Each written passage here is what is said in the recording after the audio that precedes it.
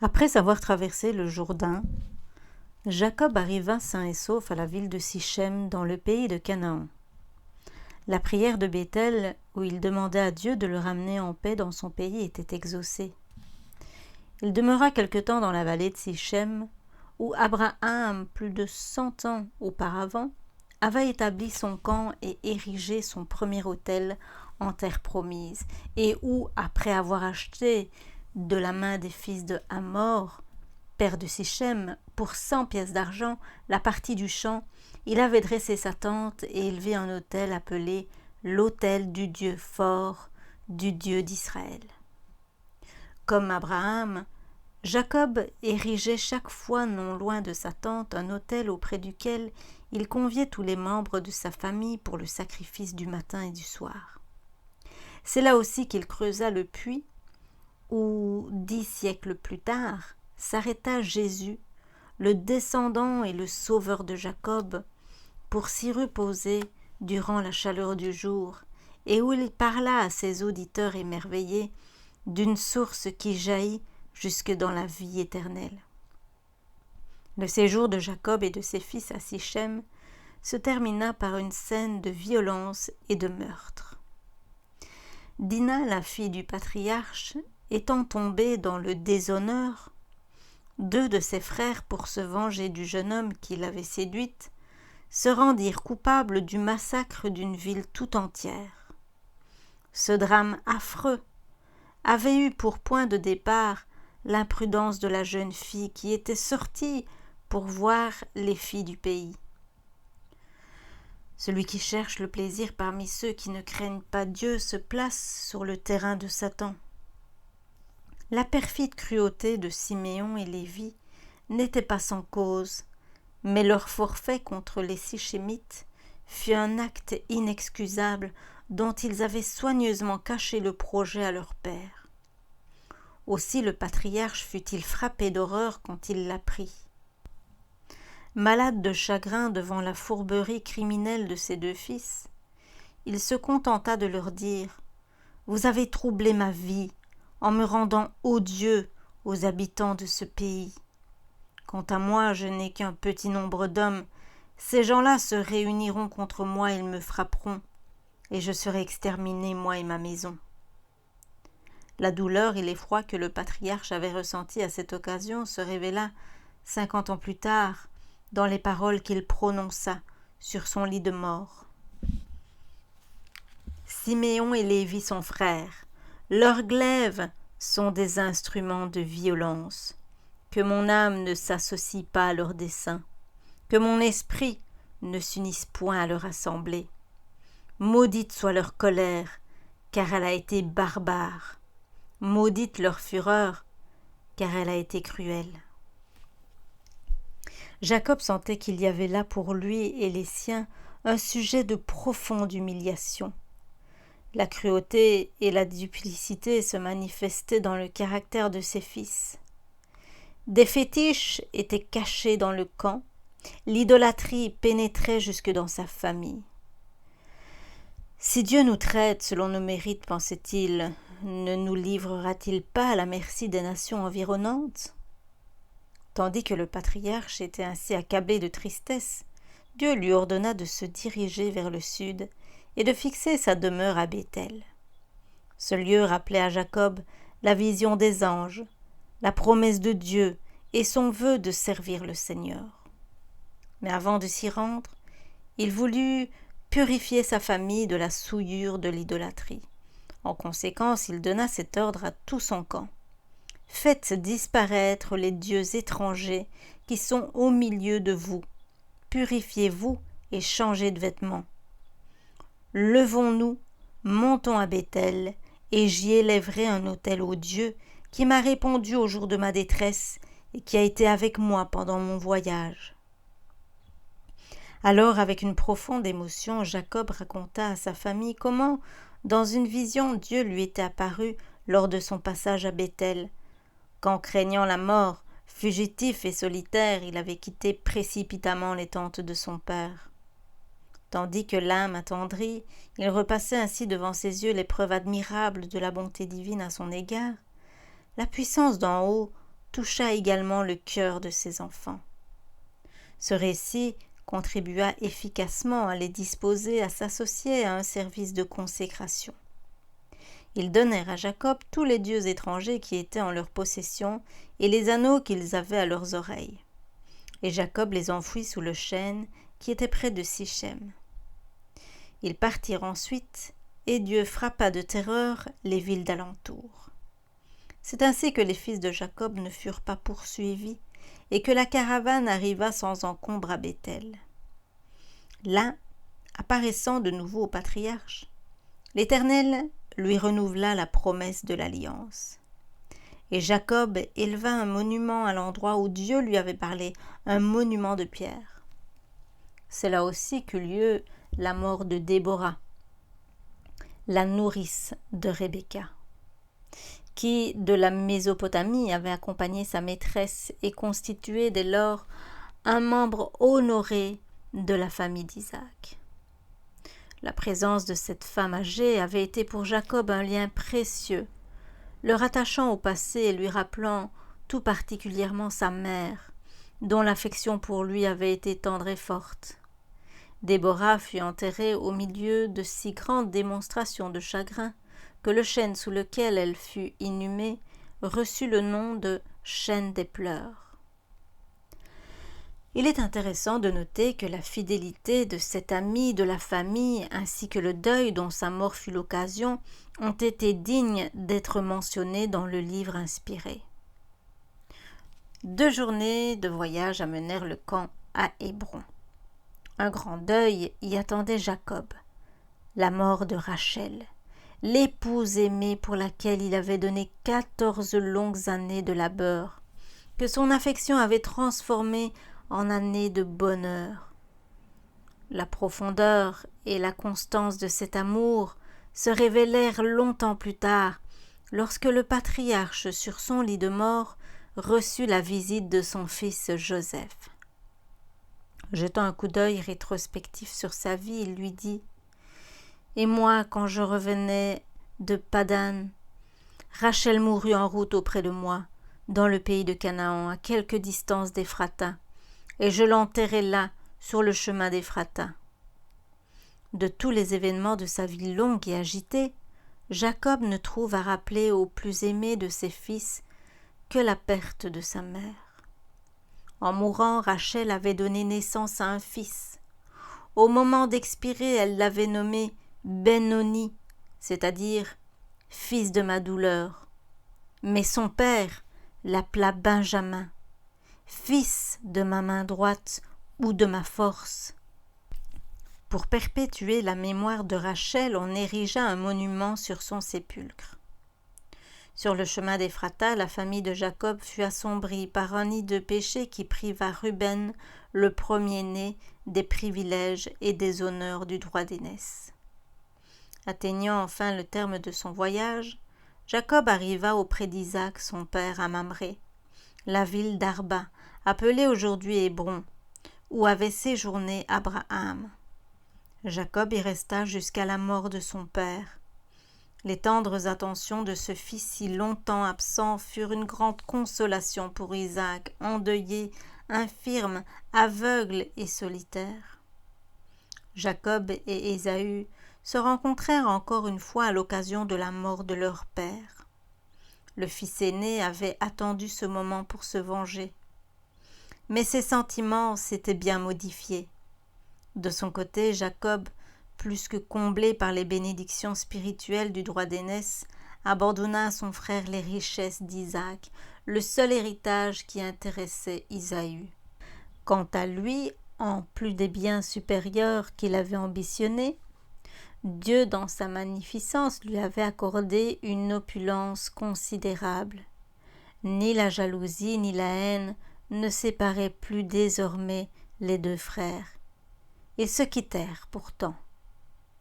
En effet, leurs biens étaient trop grands pour qu'il leur fût possible de demeurer ensemble, et le pays où ils séjournaient ne pouvait plus leur suffire à cause de leurs troupeaux. D'ailleurs, cette séparation était conforme au dessein de Dieu concernant Jacob. La différence entre les deux frères au point de vue religieux était si grande qu'il valait mieux qu'ils fussent éloignés l'un de l'autre. Ésaü et Jacob avaient été également instruits dans la connaissance de Dieu. Tous deux avaient eu la liberté de marcher selon ses commandements et de recevoir sa faveur. Mais ils avaient pris des voies différentes et leur sentier allait s'écarter de plus en plus. Ce n'est pas en vertu d'un acte arbitraire de la part de Dieu qu'Ésaü fut exclu des bienfaits du salut. Le don de la grâce qui est en Jésus-Christ est offert gratuitement à tous les hommes. Il n'y a d'élection pour la perdition que celle qu'on choisit soi-même. Dans sa parole, Dieu nous révèle les conditions auxquelles chacun peut obtenir la vie éternelle. L'obéissance par la foi en Jésus-Christ. Le salut est accordé à celui dont le caractère est conforme à la loi divine. Tout être humain qui s'y conforme entrera dans le royaume de gloire. Jésus l'a déclaré. Celui qui croit au Fils a la vie éternelle. Celui qui refuse de croire au Fils ne verra point la vie, mais le courroux de Dieu demeure sur lui. Il ajoute « Ce n'est pas quiconque me dit « Seigneur, Seigneur » qui entrera dans le royaume des cieux, mais seulement celui qui fait la volonté de mon Père qui est aux cieux. » Et dans l'Apocalypse, le Seigneur déclare « Heureux ceux qui font ses commandements, afin d'avoir droit à l'arbre de vie et d'entrer par les portes de la ville. » Telle est la seule élection que connaisse la parole de Dieu. Toute âme qui consent à travailler à son propre salut avec crainte et tremblement est élue. Est élu celui qui consent à prendre l'armure de Dieu et à combattre le bon combat. Est élu celui qui consent à veiller et à prier, à sonder les Écritures et à fuir la tentation. Est élu celui qui est résolu à croire malgré tout et à obéir à toute parole qui sort de la bouche de Dieu. Les moyens et les résultats de la rédemption sont offerts gratuitement à tous ceux qui en auront rempli les conditions. Ésaü avait méprisé les conditions de l'alliance, plaçant les biens temporels au-dessus des biens spirituels. Il avait obtenu ce qu'il désirait. C'était de son propre choix qu'il s'était séparé du peuple de Dieu. Jacob, en échange, avait choisi l'héritage de la foi. Mais comme il avait recouru à la ruse et au mensonge pour se le procurer, Dieu permit qu'il fût châtié par sa faute même. Il apprit qu'en recourant à l'habileté, à l'astuce, il avait agi contre le Très-Haut. Et malgré les vicissitudes et les amertumes des années qui suivirent, il ne renonça jamais à son choix. La lutte nocturne au torrent de Jabbok fit de Jacob un tout autre homme. Sa confiance en lui-même fut déracinée, et l'esprit d'artifice de ses premières années disparut pour toujours. La supercherie fit place à la droiture et à la véracité. Il apprit à s'appuyer tout simplement sur le bras du Tout-Puissant et dans l'affliction ou l'épreuve à s'incliner humblement devant sa volonté. Dans le feu de la fournaise, les éléments impurs de son caractère se consumèrent peu à peu jusqu'à ce qu'enfin la foi d'Abraham et d'Isaac parut chez lui dans tout son éclat.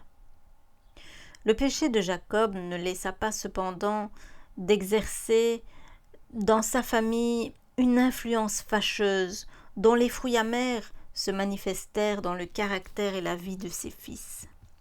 Arrivés à la maturité, ceux-ci avaient de graves défauts. D'autre part, la polygamie produisit les conséquences lamentables qu'elles engendrent tout naturellement. Elle fit tarir les sources de l'amour, les liens les plus sacrés se relâchèrent, la jalousie entre les mères créa une pénible tension au sein de la famille, les enfants grandirent querelleurs et ennemis de toute contrainte, et la vie du père fut assombrie par le chagrin. Un des fils de Jacob, cependant, avait un caractère très différent de celui de ses frères. C'était Joseph, le fils aîné de Rachel, dont la rare beauté physique semblait refléter les admirables qualités de son esprit et de son cœur. Pur, actif, enjoué, il faisait preuve de force morale et de fermeté. Docile aux instructions de son père, il aimait à obéir à Dieu. Les traits de caractère qui le distinguèrent par la suite, l'amabilité, la fidélité au devoir et la véracité, apparaissaient déjà dans sa vie d'enfant.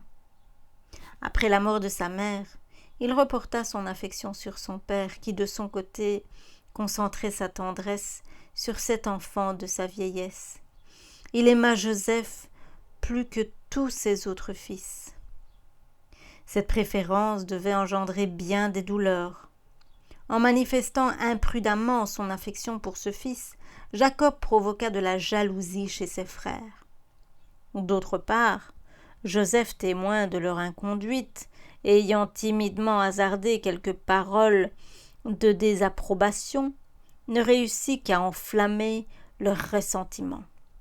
Finalement, ne pouvant souffrir leur impiété plus longtemps et dans l'espoir que l'autorité de leur père les amènerait à changer de conduite, Joseph mit ce dernier au courant de la situation. Jacob se garda bien d'exciter la colère de ses fils par de rudes et sévères remontrances. D'une voix pleine d'émotion, il leur exprima la sollicitude qu'il leur portait et les conjura par égard pour ses cheveux gris de ne pas exposer son nom à l'opprobre et par-dessus tout de ne pas déshonorer Dieu par les graves violations de sa loi dont ils se rendaient coupables. Honteux de voir leurs méfaits dévoilés, les jeunes gens parurent repentants, mais ils ne faisaient que cacher l'aigreur accrue de leurs mauvais sentiments.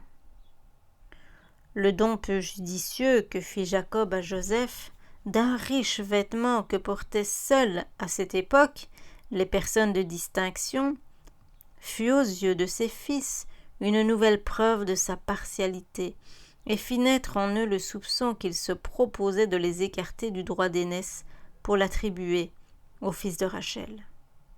Leur colère grandit encore lorsqu'un jour le jeune garçon vint leur raconter un songe qu'il avait eu. « Nous étions, leur dit-il, alliés des gerbes au milieu des champs, et voici que ma gerbe se leva et se tint debout. Vos gerbes se rangèrent autour d'elle et se prosternèrent devant la mienne. « Voudrais-tu régner sur nous et devenir notre maître ?» s'écrièrent ses frères en proie à une jalouse irritation. Peu après, Joseph eut un songe du même genre, qu'il le raconta également. « J'ai vu, dit-il, le soleil, la lune et 11 étoiles qui se prosternaient devant moi. » Ce songe fut aussi vite interprété que le premier.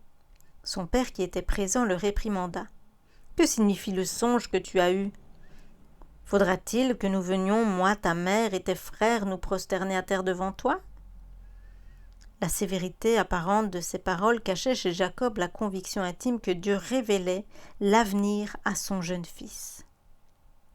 Quant à ses frères, en le contemplant, debout devant eux, son beau visage illuminé par l'esprit de l'inspiration, ils ne pouvaient réprimer un sentiment d'admiration. Mais refusant d'abandonner leur vie de désordre, ils continuaient à haïr celui dont la pureté condamnait leur péché. L'esprit de Caïn s'emparait de leur cœur. Obligés par la nécessité de trouver des pâturages pour leurs troupeaux et de se transporter d'un lieu à l'autre, les fils de Jacob restaient parfois des mois entiers loin de la maison paternelle. Après les circonstances qui viennent d'être relatées, ils se rendirent à Sichem, l'endroit où leur père avait acheté un terrain. Quelque temps s'étant écoulé sans qu'il reçût de leurs nouvelles, Jacob songea à leur acte de barbarie envers les Sichémites et éprouva des craintes pour leur sécurité. Il envoya Joseph à leur recherche. S'il avait connu leurs sentiments réels envers leur jeune frère, il ne lui eût certes pas confié cette démarche. D'un cœur joyeux, Joseph se mit en route.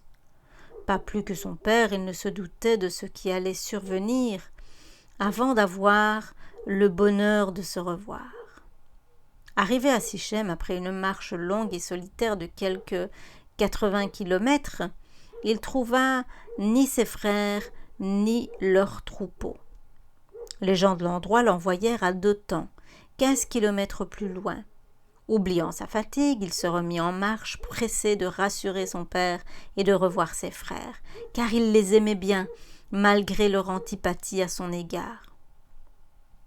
Ceux-ci, le voyant de loin, ne songèrent ni à sa lassitude après un si long parcours fait à leur intention, ni au devoir de l'hospitalité et de l'affection. La vue de la tunique bigarrée, signe de la préférence paternelle, exaspéra jusqu'à la frénésie leur amertume et leur haine. « Voici l'homme au songe !» s'écrièrent-ils en se moquant. « Venez maintenant, tuons-le et jetons-le dans une de ces citernes. Nous dirons qu'une bête féroce l'a dévoré. Nous verrons alors ce qu'il adviendra de ces songes. » Sans Ruben, leur dessein se fut exécuté. N'osant songer à participer au meurtre de son frère, l'aîné proposa de le jeter vivant dans une fosse et de l'y laisser périr. Il se réservait de le délivrer et de le renvoyer à son père. Ses frères s'étant ralliés à son idée, Ruben, craignant de trahir ses vrais sentiments et de faire échouer son projet, s'éloigna. Exempt de toute méfiance, heureux d'avoir atteint le but de sa longue randonnée, Joseph s'attendait à recevoir un accueil amical. Mais il fut terrifié par les regards courroucés de ses frères qui le saisirent et le dépouillèrent de sa robe. Leur sarcasme et leurs menaces lui révélèrent leur meurtrier dessein. Ses supplications furent vaines. Ils le traînèrent rudement jusqu'à une fosse profonde et l'y précipitèrent. Après s'être assuré qu'il n'avait aucun moyen de s'enfuir et qu'il était condamné à mourir de faim, ils s'assirent pour manger. Cet acte criminel ne leur donna cependant pas la satisfaction qu'ils en espéraient. Quelques-uns même se sentaient mal à l'aise. Quand ils virent approcher un convoi de voyageurs, c'était une caravane d'Ismaélites venant de l'autre côté du Jourdain qui transportait en Égypte des épices et d'autres denrées. Alors Juda proposa de vendre Joseph à ces négociants païens plutôt que de le faire mourir. « Car il est notre frère, notre chair, leur dit-il. » Et il leur fit observer que cette façon de s'en débarrasser les laisserait nets de son sang. Tous approuvèrent la proposition et Joseph fut immédiatement retiré de la fosse. En voyant les marchands ambulants, Joseph comprit l'effroyable vérité. Devenir esclave lui paraissait un sort plus affreux que la mort. En vain, dans sa terreur et son affolement, s'adressait-il tantôt à l'un, tantôt à l'autre de ses frères.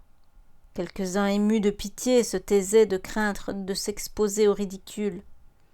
Tous sentaient qu'ils étaient allés trop loin pour reculer, et ils se disaient que si Joseph était épargné, il les accuserait sûrement auprès de leur père, qu'il ne laisserait pas impunis leur criminelle tentative envers son fils favori. Fermant leur cœur aux supplications de leur jeune frère, ils le livrèrent entre les mains des marchands idolâtres, et la caravane, continuant son chemin, fut bientôt hors de vue. Quand Ruben retourna à la fosse, le jeune prisonnier avait disparu. Consterné et rongé de remords, il déchira ses vêtements et revint vers ses frères en s'écriant « L'enfant n'y est plus, et moi, où irai-je » Apprenant ce qu'on avait fait de Joseph, et voyant qu'il était impossible de l'arracher à son sort, il se laissa persuader de se joindre à eux pour cacher leur forfait. Ils tuèrent alors un bouc, y trempèrent la tunique de Joseph et l'apportèrent à Jacob, disant qu'il avait trouvé ce vêtement dans un champ. « Nous craignons que ce ne soit celui de notre frère, lui dirent-ils. Reconnais si c'est la robe de ton fils ou non. » Ce n'était pas sans une vive appréhension qu'il lui apportait cette nouvelle mensongère. Mais ils ne s'étaient pas attendus à la scène déchirante, au paroxysme de douleur dont ils furent témoins. « C'est la robe de mon fils !» s'écria Jacob. « Une bête féroce l'a dévoré certainement. Joseph a été mis en pièces. » Vainement ses fils et ses filles s'efforcèrent de le consoler. Il déchira ses vêtements et mit un sac sur ses reins, et il porta longtemps le deuil de son fils. Le temps semblait n'apporter aucun soulagement à son chagrin. Dans son désespoir, il allait répétant « Je rejoindrai, en pleurant, mon fils dans le séjour des morts. » Épouvantés de leur acte, mais redoutant les reproches de leur père, les jeunes gens continuèrent à lui sceller un crime dont le seul souvenir les faisait frémir d'horreur.